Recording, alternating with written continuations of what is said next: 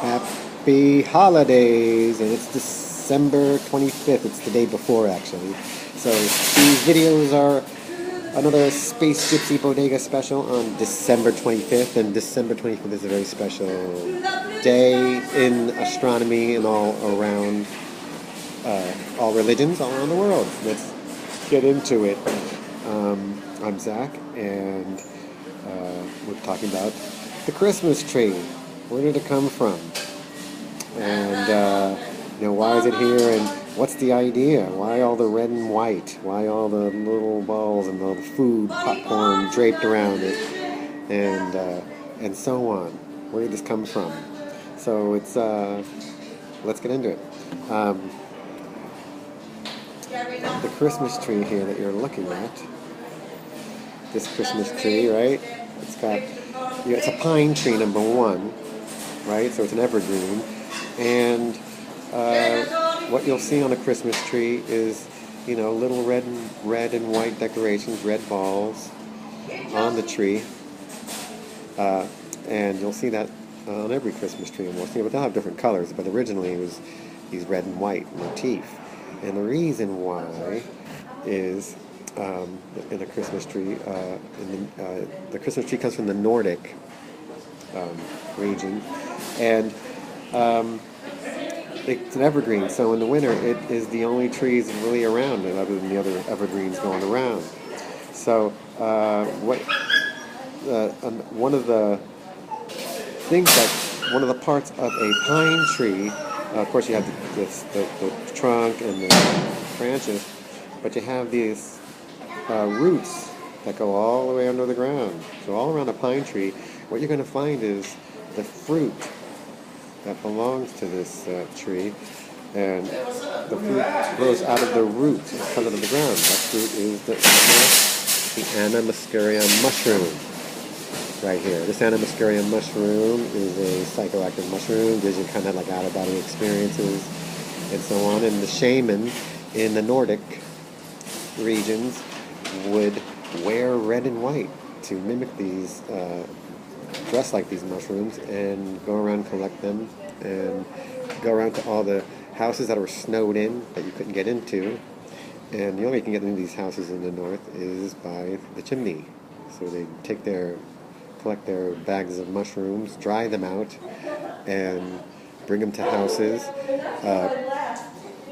coming down through the chimneys because they're all snowed in, and get food and lodging.